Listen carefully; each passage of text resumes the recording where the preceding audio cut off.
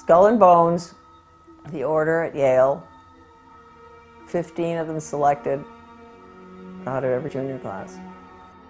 They paid. Wall Street financed Hitler, financed Stalin, creating communism, which is what they did. That's all very bad, and Skull and Bones is all involved in that with the order. They concerned the build-up of the three types of socialism: Bolshevik socialism in Russia, what we might call welfare socialism in the United States, and Hitlerian or National Socialism. And each book examines the financing and the contributions made by Wall Street, by international bankers, to the development of that specific form of socialism. It also was involved in changing the American education system from a classical academic, brain-oriented thinking, destroying that, and imposing an animal training method, which Skull and Bones was deeply involved, and I think I would just say the only entity at that time deeply involved, and managed to bring that wretched system of operant conditioning, Pavlov, Skinner, whatever you want to call it, animal training, out of the laboratory in Leipzig, Germany, Wilhelm Wundt, and get it adopted by leading American educators. Motivation and reward are crucial factors in learning. A motivated animal will learn any response which occurs and is promptly followed by a reduction in the strength of the drive.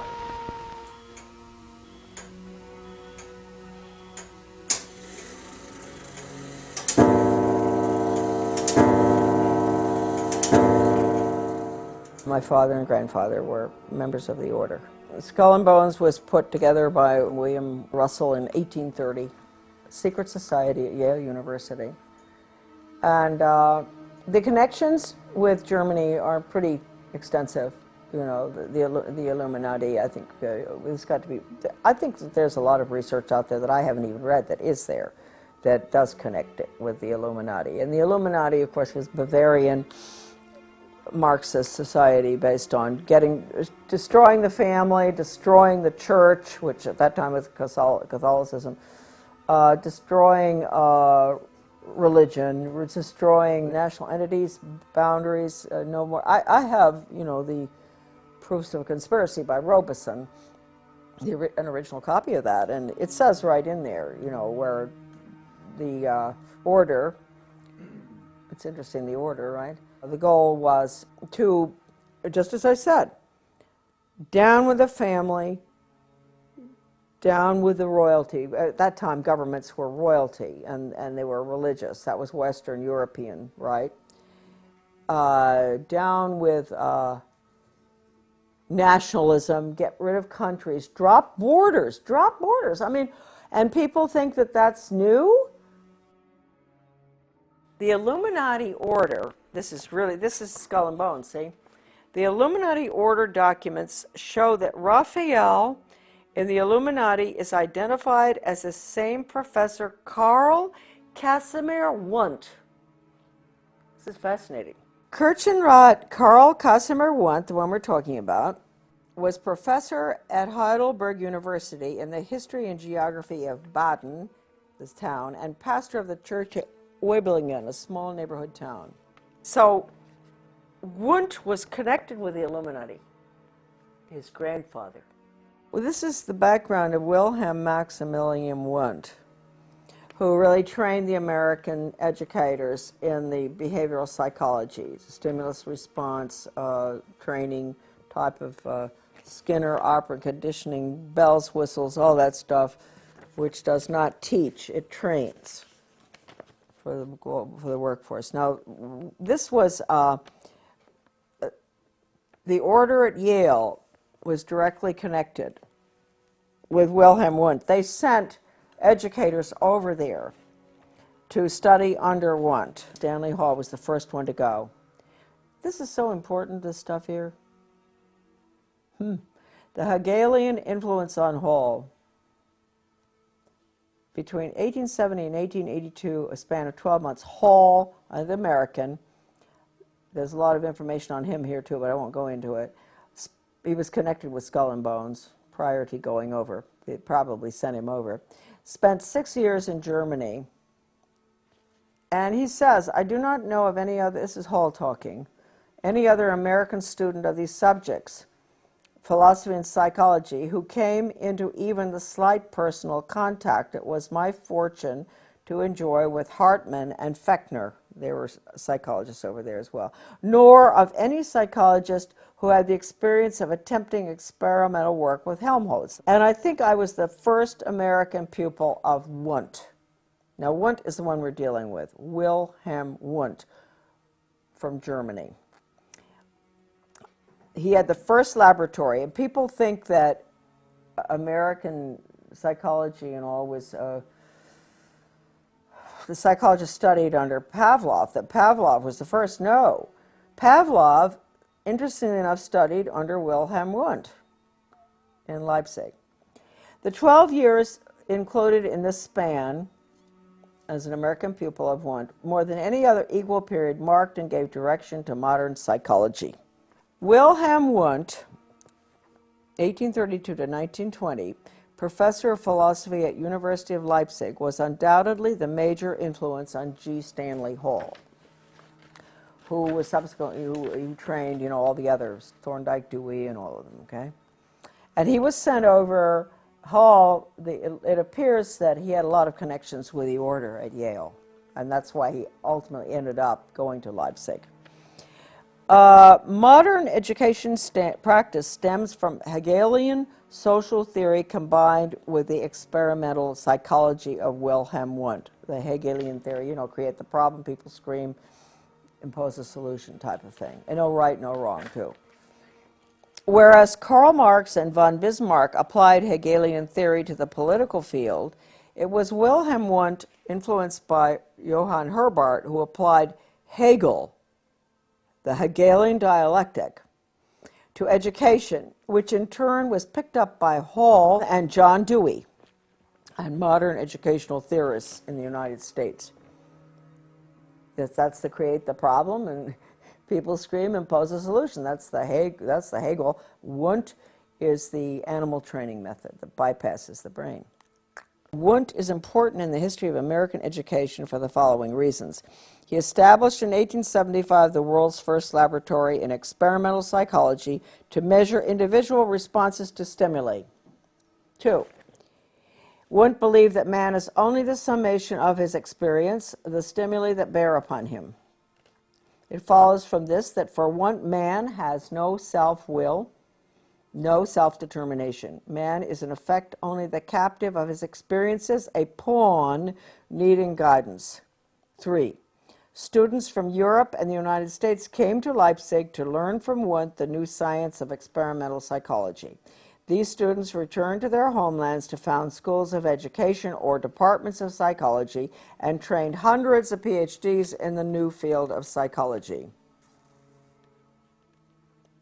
The core of our problem is that Wundt's work was based on Hegelian philosophical theory and reflected the Hegelian view of the individual as a valueless cog in the state, a view expanded by Wundt to include man as nothing more than an animal influenced solely by daily experiences.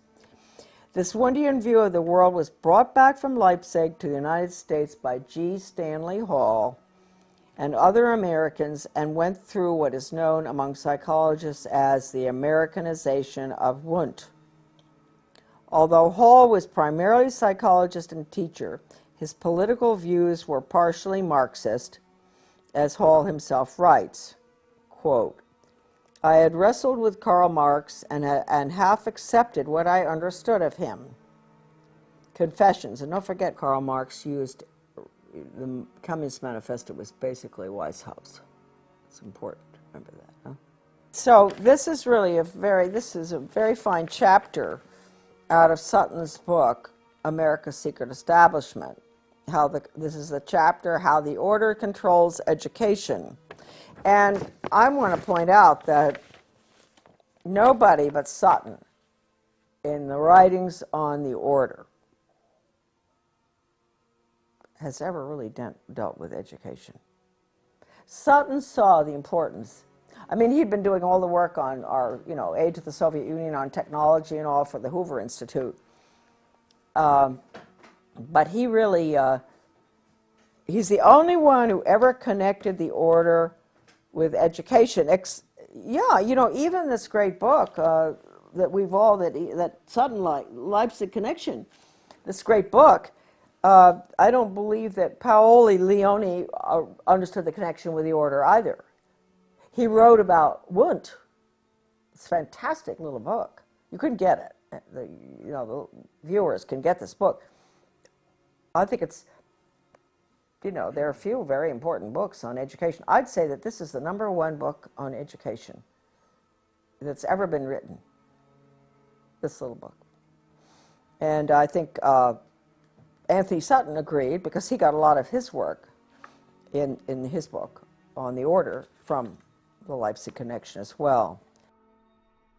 If we want to start with the condition of the average American right now, who has been conditioned by the television and in the schools and pretty much in daily life, you know, with the community councils and all, it goes away from the individual. Everything is to get, well, John Dewey said it, we have to get rid of the individualism. Everything goes towards the collective, the group. And ever since the early 60s or 50s, they've had the training sessions going on. They started in Bethel, Maine, National Training Labs, to use sensitivity training to bring people together in groups, and they'd all spill their guts about everything. And once you've done that, you're dependent on that person, right? Because they know everything about you. So this is the way you form the collective. It really is very interesting, the sensitivity training, how it works. And it says right in the original documents that it's Chinese communist thought control. Well, Americans have been exposed to this now, you know, certainly since World War II. And they've become little collectivists, really, groupies. They think that way. Anybody who thinks as an individual really is looked at askance, you know, strange person, you know, having an opinion that is opposite to what I've heard every night on the TV or in school or in college. Strange person, these individualists, huh?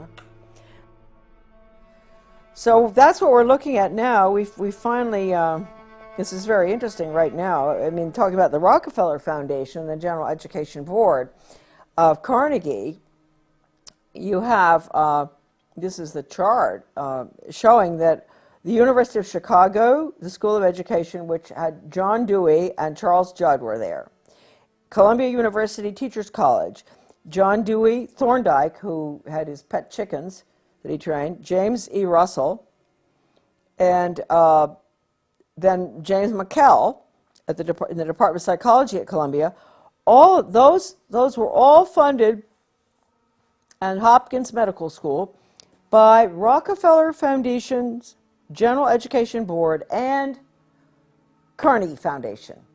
Now, when you think back to everything I've been talking about, the Carnegie Conclusions and Recommendations to change the American education, 1934, to change American education from the standard, you know, classical education that we have, basically to outcomes-based ed, because Carnegie, after they wrote that nifty little blue book that outlines a socialist America using Carnegie's views, they had something called the 8-year study, the Carnegie Corporation, which we didn't realize until I read something in the Education Commission of States used to have, or still does, maybe in Denver, has a newsletter.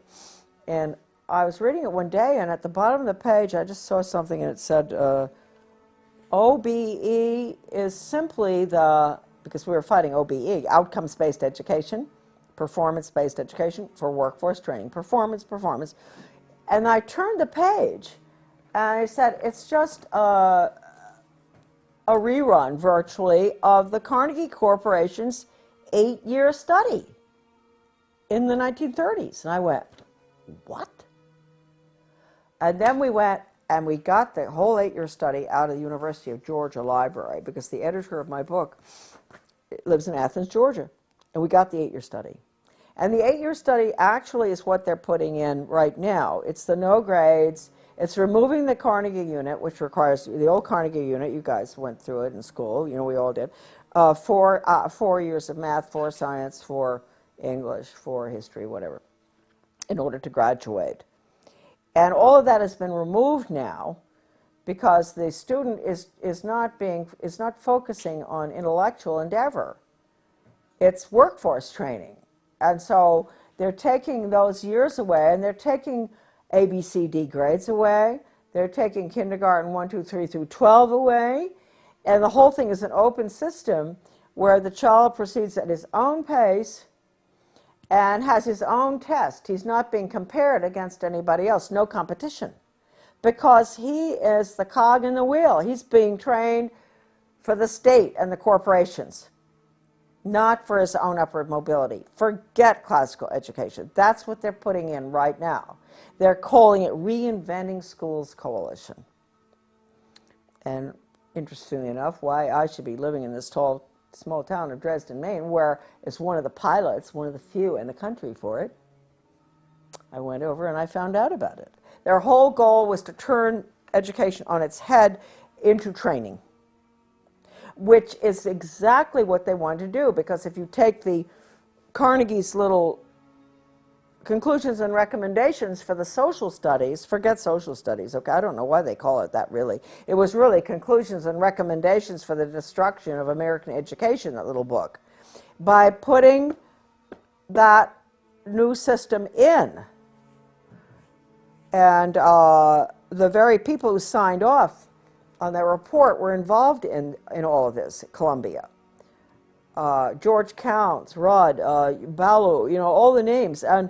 And so Carnegie, whereas you had Hopkins and University of Chicago and all were putting in the method, Carnegie was advocating the change of our formerly free market system to a planned economy, Soviet style, through the schools. That's the little dark blue book, Conclusions and Recommendations. That is recommending a new form of government and economic system for the United States, and it clearly states in there the American people are going to have to get used to this, because this is the new order. That these barriers are breaking down all over the world. We've got to have a world system and all. You know, this is all. I mean, this isn't direct quotes, but this is what the book tells you, and that the curriculum has to be completely revised from the old classical curriculum to focus on world government, basically. That's that little 1934 book. So at the same time, you had Columbia University and Dewey and all of them. Dewey had, you know, a lot of them had been to the Soviet Union, George Counts, and they were just saying, this is the most wonderful system, blah, blah, blah. Well, you know, I think Counts recounted or recanted sort of at the end, you know. I think he realized, because things were getting pretty brutal in the 30s under Stalin. It was pretty hard to defend the system. But anyway, the goal, I think, people will always ask, well, why on earth did Wall Street finance the Bolshevik Revolution? Why would they do that? Well, I think they did it because Russia was a very, I don't think they did it because they were atheists or one thing or the other. I mean, William Boyce Thompson, he was first head of the Federal Reserve, I think. He put 100,000 of his own money into Russia. I think it was all greed, personally. I think that's why they initially started supporting the Bolshevik Revolution. I think they wanted to be in control of the natural resources. I'm talking about America's Secret Establishment by Anthony Sutton. I knew Anthony Sutton. We met. We both were working on U.S. Soviet policy. I used to be in the State Department, so I was interested in that too. But one day, you know, he said, you know, I'm interested in the influence of the order at Yale, and I said, oh, you are? And interesting enough, I had just the day before received the copies of the membership in 3 or 4 little books. They're actually, we can take pictures of them if you want. I have them. And he said, you have the membership list? And I said, yes. And he asked me to send it to him, and I did. He promised he'd get them back, which he did. And he told me, he said, Charlotte, I've been doing research for the Hoover Institute for several years on U.S. aid to the Soviet Union and wondering, what on earth are we doing? Why are we building up our enemy? I just couldn't understand it. And he said, when I put all those names on the membership list that you had out on the dining room table, all of a sudden everything made sense. I saw the names of these very important people who were all involved in the defense contracts, who were involved in education going way back, everything. I saw what they were doing. And that was when he became, you know, even, he really started focusing. And he wrote the book after he got the list. And I've always really liked that. This is a really good quote here that I like to use, because not just because the fellow that he's quoting was a friend of my father's, sort of interesting, but because it tells you exactly how important the Order of Skull and Bones at Yale is. People say, oh, it's a little boys club, and they ignore it. They ignore the fact that John Kerry and George Bush were both running for president. You know, they didn't, I mean, isn't this sort of weird that out of an organization that has a maximum, I don't know how many, maybe 12,000 members that, or less, you know, since its creation, I don't know how many there are, that we would end up in a country of, what, how many million are we? Having two people running for president who are out of Yale, the Order of Skull and Bones? I mean, that just doesn't make sense. So anyway, this is a quote that he has. This is from F.O. Matheson, who was Skull and Bones, 1923. My father was too. To Donald Ogden Stewart, Skull and Bones, 1916, an older guy. In regard to Matheson, they called him Matty, Matty's upcoming appearance before the House Committee on Un-American Activities. So he's writing to his other Skull and Bones buddy, you know, soothing his concerns, saying, don't worry, we'll make it. We're going to get by here. You know, we're going to get our agenda in, basically. So Matheson says, quote, as long as we have somebody from Bones, himself, right, who can bring pressure on the committee, I should think we'll be all right. So that's a very important quote. Now, Sutton goes on here, and he says, for over 170 years, these people have met in secret. From out of their initiates come presidents, senators, judges, cabinet secretaries, and plenty of spooks, CIA. They are titans of finance and industry, and they have just recently installed a third Skull and Bones president of the United States, George Jr., right? George W. Bush's secret name is Temporary. His father, George H.W. Bush's Bones name is Magog, and his grandfather, Prescott Sheldon Bush, stole for the order one of their prized possessions, Geronimo's skull. But the Order of Skull and Bones secrets have always been safe with a press of which much they owned. They owned, and that's why I think earlier you saw in this video, I mentioned that, or maybe I didn't, I've been writing letters to the press since 1975 that, with a direct quote from a communist, that regionalism is communism. And I've had other articles published, but they would never go near that. Either they would take that quote out, because that's a quote from a communist writer for the Daily World, writing for their own journal, the Daily World. And so when you talk about the control of the press, it's complete, the major media. I don't have to tell you folks that probably, but anyway. All right, no, Skull and Bones, Bonesmen, here's a little list.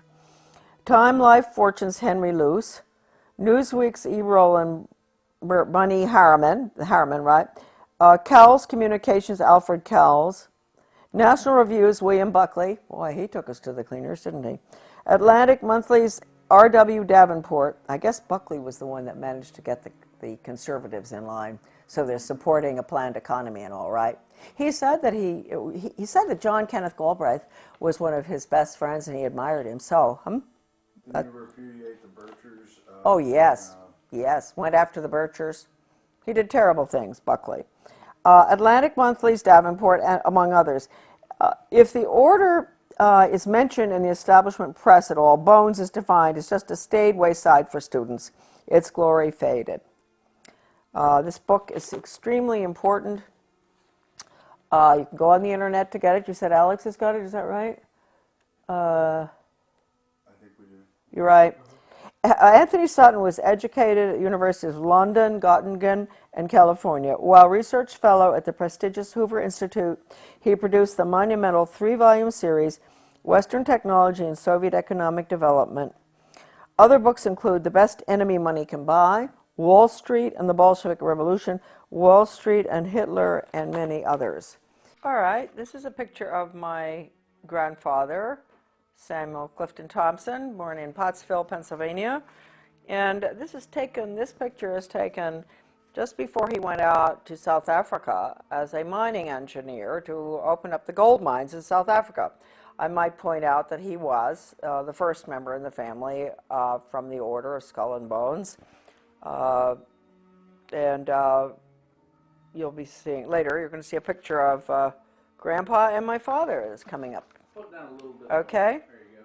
Right there. It's perfect. Thank you. And he lived out there from around 1897 and was there during the Boer War, and they returned in the breakout of the First World War I. My father was born in South Africa, obviously, and my grandfather met a lovely gal from Australia. That was my grandmother, and she had come, this is a very interesting story. She had come over with her father and 12 siblings on a sailing ship from Australia to Cape Town. My great-grandfather from Australia had emigrated from England and was the clerk of the works or something in Melbourne, Australia. And they had all those children, and can you imagine traveling on a sailing ship back in 1895 or something with all those children? And anyway, my grandfather somehow met, we don't know how, my grandmother. And they were married in Johannesburg in 1902. And he was a member of the order at Yale, and he was very close to Sir A. Bailey and some of the Fabian socialists. I don't really know what role he had in the activities of the order, but I would imagine some, because it was pretty big time gold mining, and he was very instrumental in opening up the mines there. So that's Grandpa Thompson. Here is a picture of the same Grandpa a little bit later with my father and my sister, Victoria. And that's Grandpa. He's being very grandfatherly. This is probably around 1930, this picture. And that's my dad holding on to my sister, my dad Clifton, who subsequently was tapped for the order for his class at Yale, and with Grandpa, the one that I spoke to you about, who was the mining engineer that went from Pennsylvania to South Africa to open the gold mines in the late 1800s.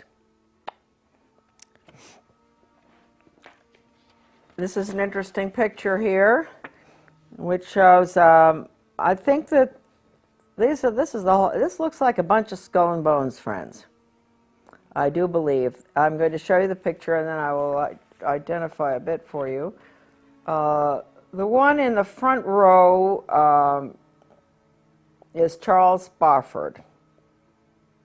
And then we have my father. I'll explain a little bit. It's difficult to hold this up, but the one in the front row in the middle is Charles Spofford, a very close friend of my father's, and I really like Charles Spofford a lot.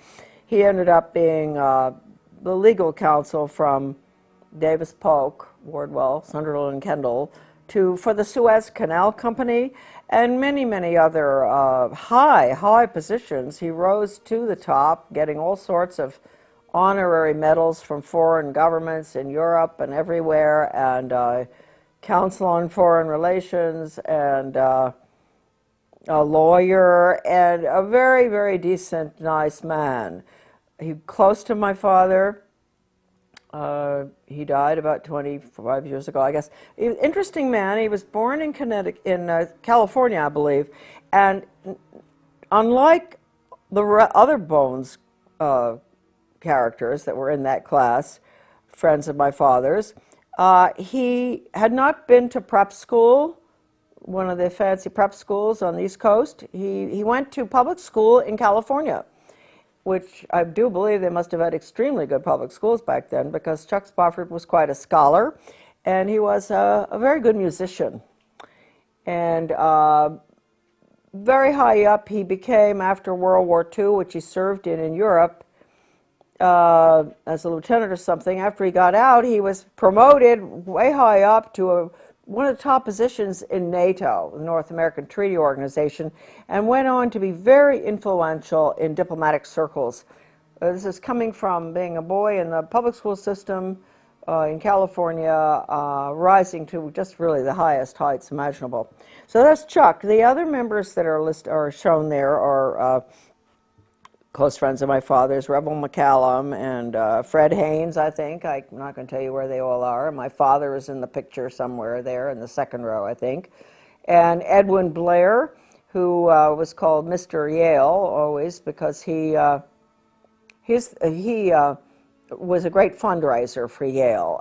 So he was Mr. Yale. He was also the gentleman that invited my dad to go out to Bohemian Grove for 1 week or whatever it was. That it was through Edwin Blair that my father did go out there, and when he returned, you know, he wasn't terribly impressed with what was going on there. He said the food was excellent, the lectures were pretty good, everything was done very nicely, but he would never go back. So I'm making excuses for my dad because I don't think he was ever really very happy with the agenda, the Yale agenda, the orders agenda, although he stayed close to his friends. As you can see in this picture, they're all having a very good time on someone's boat or on the dock somewhere.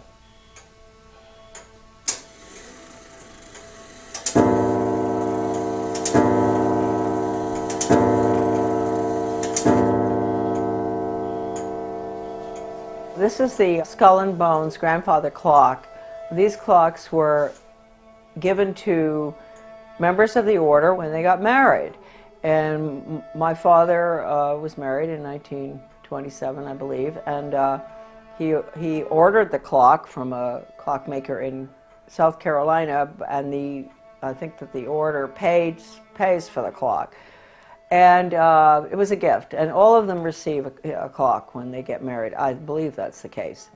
And we had it in our house from the time I was born, of course, and I remember it best because it's so mellow, and I would, as a young child, you know, waiting for Santa Claus to arrive, go to bed at night, and the clock would, you know, go off at every hour. And my mom and dad, of course, were putting things under the tree and giving Santa Claus his peanut butter sandwich and banana. And I was sleeping and listening to the clock. And then finally around, you know, 5, it would strike 5, then 6, and I'd know, well, I can get up now. And I'd run down, and Santa Claus had been there, and the sandwich had been eaten, and the clock would strike 6:30, and then everybody would have to come down and deal with me. So I just have great memories of the clock.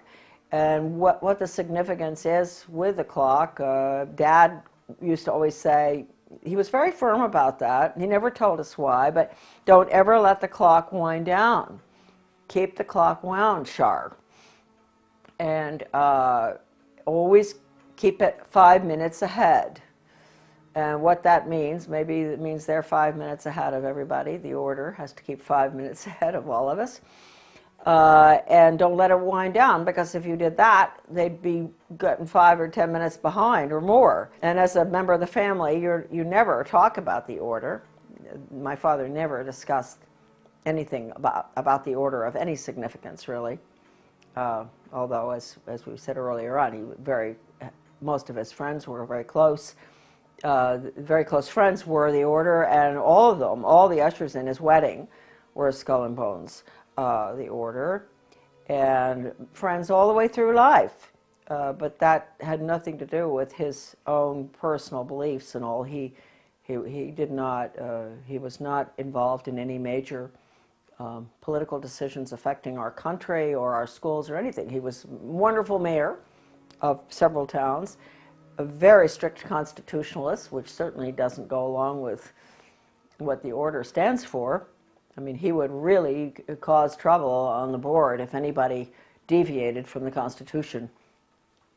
So that's just a little bit of a defense of a member of the order, my dad. And as you heard earlier on, you know, before he died, he did say that he would help me if he could, if he had longer, right?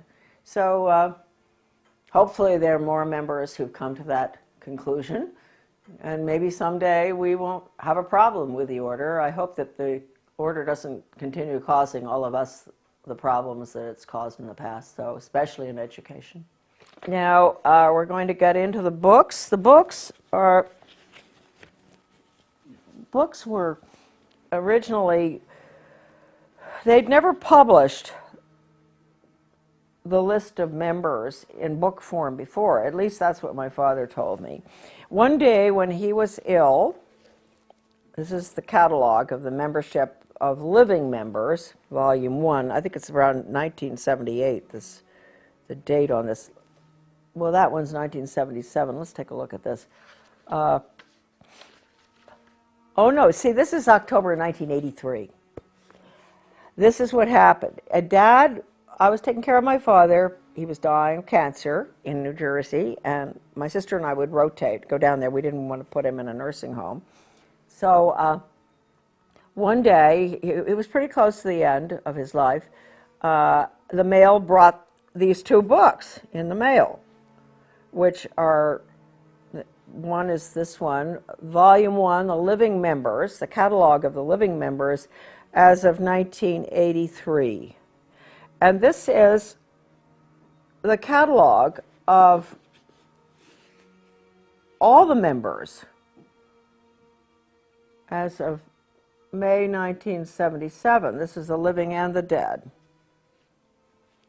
As of May 1977. So this is really the updated one right here.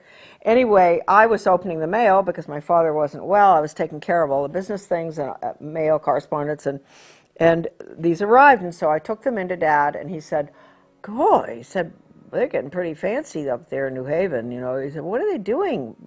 Never been in book form before." And that was his little comment. And so I said, well, it is, you know. So around that time, I was working with Anthony Sutton on something, because I was always very interested in U.S. policy towards the Soviet Union. And he had done such remarkable work, aside from his great book, which came out subsequently on the order, but his work at the Hoover Institute in regard to United States transfer of technology and all sorts of information and money, etc., to the Soviet Union from the time of the Bolshevik Revolution. And so Sutton was very highly respected in that field, and he told me, it just was a fluke really, that he happened to call right at the time when the books had arrived, because he said he couldn't understand what it was all about. And I said, well, you may be interested, I think, you know, in the order at Yale. And he said, I am. He said, I am interested in that. He said, I don't understand the connection. And I told him that I had the lists in book form. And he said, you do? And I said, yeah. And he said, would you mind lending them to me? And he said, I'll get them right back to you, I promise. And I believed him. And I sent them, and he did get them back. And he called me, and he said, Charlotte, with all the research I've done through the years on U.S. aid to the Soviet Union in every imaginable aspect, once I got these lists copied, he went to a copying place to get it done. He must have done a pretty good job, because they're still in good shape. I put them down on the dining room table, and I looked, and all of a sudden, I knew I had found what I was looking for. I had found the names of the people involved in the foreign affairs of the United States, especially in the transfer of secrets and weapons, etc., and nuclear stuff to the Soviet Union. And banking as well as banking. And he said, and he also mentioned Hitler. He said, I saw the movers and the shakers, and it became very clear to me that this one organization was, if not totally responsible, almost completely, really up there in responsibility for American foreign policy and economic policy. And so, and then subsequently, we found out education policy. I didn't know that at that time that Sutton was that deep into doing the research on education. I think he did the best job on education research of anybody I can possibly think of, using, and I'll show you in a minute, the incredible research done by, in the Leipzig Connection by Lance Leone, the Leipzig Connection. I'll show you a picture of that book later. Sutton used that, I used it. And anyway, that is the history of these little black books, which he returned to me. And he was a very great gentleman. He said, I really didn't ask him to keep my name private, but he decided on his own not to let anybody know where he got them from. And evidently, when after my father died, he did, I guess, tell somebody, or maybe he didn't ever tell anybody. I'm not quite sure. I told people. I didn't really care, But I do want to point out right here, at the end of my father's illness, before he died, because he had heard me discussing foreign affairs and education, especially with Phyllis Schlafly, who was putting together the book Child Abuse in the Classroom, which is a great book for parents out there watching if they want to really find out all about truly documented programs that were used in the schools between 1965 and 1985, when we had the Protection of Pupil Rights Amendment hearings. The documentation is in that book, Child Abuse in the Classroom, which is at americandeception.com. A marvelous book. And Phyllis and I, at this time, when I was taking care of my dad in 1984, were talking on the phone constantly about what was going on with global education, all the horrible values-destroying programs,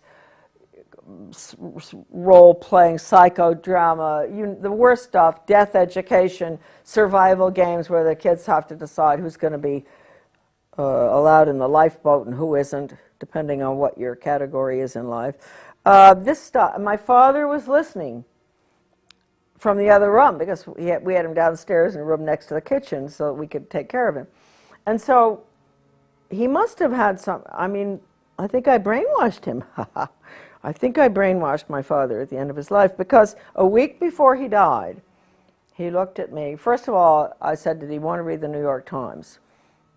He was not, he really was at the point where he didn't read much. And I gave it to him, and he just threw it on the floor. He was lying in bed. He threw it on the floor, and he said, if I had more time, I'd help you. So that was really wonderful, that at least I feel at the end of his life, at least he understood his daughter. That was nice to know. He used to say to me, Shar, you're a very good writer, but I don't know whether I like what you write about. And I thought, well, that's a compliment from you. You're a good writer, too, and a speaker. He was always a very fine speaker. But I thought, okay, I've come a long ways. He thought I was a good writer, but didn't like what I was writing about or what I was saying. And then finally he said, if he had more time, he'd help me. So you can say that I'm not making excuses for Skull and Bones members, but you could say that a good percentage of each class is really quite innocuous, even though they may still go to the island, where they have the camping and all that, and Dad did that, and even though they may be bound to vote for the Skull and Bones candidate, like my father always voted for Bush, and my mother was a Southern conservative who would vote for Barry Goldwater, or make a mistake like I did and vote for Reagan. So their votes always canceled one another out, because Dad would have voted Skull and Bones candidate no matter what. Maybe they take a pledge or something, I don't know. Let's go for Dad. Thompson. I think I am even mentioned in this evil little book. Yes, I am. Thompson, 1924. There's Thompson. There's Thompson in 1924, and you will see there where he was born and where he went to college, that he was married to my mother, that he was mayor of several towns. He was a very civic-minded person, and everybody loved him. He always got elected. The most generous person on earth that ever existed. If anybody had a problem, you know, he'd be right in on that, offering to help out no matter what. And he was a vestryman at the Episcopal Church, and I don't know what else Dad was, except he was the order at Yale. Anyway, did you get that picture okay? I did. I can even see your name on there. Oh, good. So it says 1924, law retired, born January 3rd, 1903, Johannesburg, South Africa, where he resided, Moseley Road, Far Hills, New Jersey, worked at Appleton, Rice and Perry, New York, counsel and director, SEBA Corporation, 4664, mayor, Sands Point, New York, 40 to 47, member, Township Committee, Mendham, New Jersey, 61 to 71, married June 4, 1927, Charlotte Dyer, and daughter, Victoria Romig, and Charlotte, my goodness, my name is in the Skull and Bones little black book of members. I didn't even know that, huh? Well, good for you, Charlotte. I wonder what they say about me. Oh, they're so all to themselves. They probably don't even know about me. They probably don't even know about Dad anymore. So now we have, well, this is an interesting one here. Oh, look at all these bushes. Bush, bush, bush, bush, bush, bush. How about it? Let me give you it. There we are. Look. Bush, 1948. George Herbert Walker. Well, we're going to, oh, my representative to the UN, chairman of the Republic. This is a good one. George Herbert Walker. Born in, you know, he must have graduated in 1948, right? And born 1924 in Milton, Massachusetts, director CIA, Washington, D.C., residence in Washington, and President and Chairman Zapata Offshore Company, 58 to 66, member U.S. Congress, 67-70, U.S. Permanent Rep to the United Nations, Ambassador, 71 to 72, Chairman, Republican National Committee, 73-74, boy, he doesn't give up, does he? Chief U.S. Liaison Office, Peking People's Republic of China, 74-75, Lieutenant, junior grade, U.S. Navy, 42-45, 3 air medals, married January 6 to Barbara, 1945, children, George W., 1968, John E., Neil M., Marvin P., and Dorothy. Yep, okay. Then we have,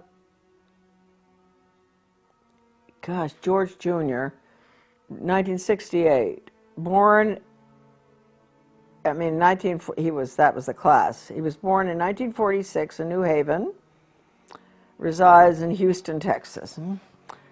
That's all they have for him. Oh, this is an old book, see? Yeah, okay. Then James, I never knew about James, did you? Yeah, he's the brother.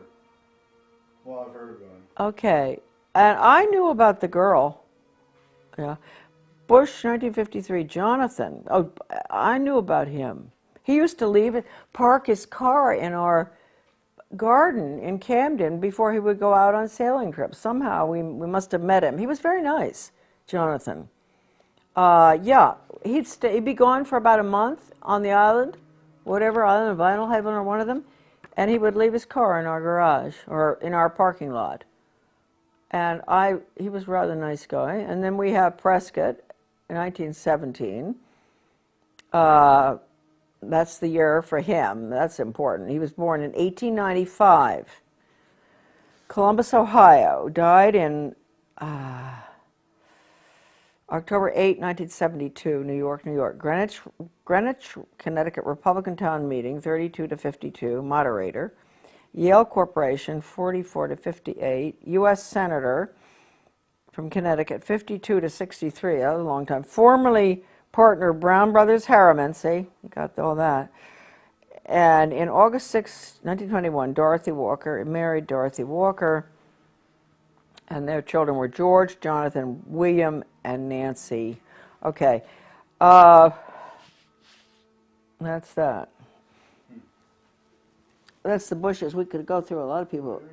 You know what's interesting? Let's just take a look here. We're in BU. Let's take a look at Buckley, huh? The great leader of the conservative movement, huh? Buckley, William Frank.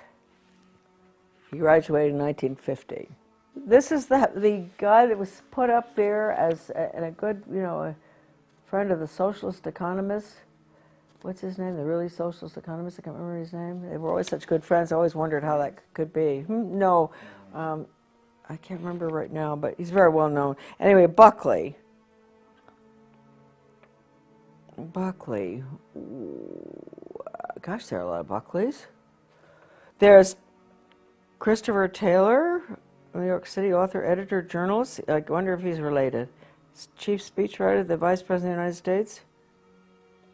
Buckley Fergus Reed, writing, Paris, France. Novelist and lecturer. They're all in media, right? It could well be they're related, huh? Then we have James, that he was Bill Buckley's brother. A pretty good guy, I believe. He was president of Radio Free Europe, Radio Liberty, in Munich, West Germany. What a joke those places were. They led the poor Hungarians. We let Hungary go right down the tube. We did all the broadcasting to get them to revolt with Radio Free Europe, and then they revolted, and then the Soviets struck in 1956, I guess, and the Hungarian Revolution. Horrible. So that's what Radio Free Europe did. Well, it must have done some good things. Okay. He was U.S. Senator from New York, in the Navy, married, Peter. He was U.S. Senator from New York for a very short time, and I wondered why. He went in and he never ran again. This is his brother. Okay, now, here we got William Frank Buckley, born in 1925, President National Review. He was associate editor of American Mercury, which, you see, so he was really, that was very good. That was a really true blue, wonderful conservative magazine that he was editor of. That's rather interesting. He went in there early to, do damage everywhere, I guess. Editor-in-chief, National Review, syndicated columnist, TV host, Firing Line, chairman of the board, Star Broadcasting Group, author of several books, appointed by Nixon to 5-member USIA Advisory Committee, 1969, appointed by the President, public member of the U.S. delegation to, 28th General Assembly of the UN. Host of PBS Great Performances, Brideshead Revisited. Second Lieutenant, U.S. Infantry. Well, that must have been tough. When was that? 44 to 46, right at the, that's the nasty end of the war. Married to Patricia Taylor. Okay. Bundy. No. But he was confirmed CIA, wasn't he? He certainly was. With Ward, what's his name, and all of them. Maybe they don't put that in. CIA, huh? And here we got Frederick McGeorge Bundy, the one that's listed in the NEA's Cardinal Principles Pre-Planning Board. This is very important. So at the top, the NEA has all these characters, these rotten leftists, educators and government people, top skull and bones people. All right. There's McGeorge Bundy, and there is Frederick McGeorge Bundy. Isn't that interesting? So McGeorge Bundy's the one we want. His brother was the other one. Is that something? 2 brothers were of the order at Yale. This is sort of fascinating stuff. And then William Bundy. All right, McGeorge Bundy. And remember that he was listed on the NEA's Cardinal Principles Revisited, 1976, which was the total international world government document, education for world government, basically. He was listed with all the rotten educators, Theodore Sizer, Oh, everyone you could imagine. And anyway, here we go. And Rockefeller, David Rockefeller, which makes one ask at the top of the NEA, how many teachers know that the NEA at the top is allied with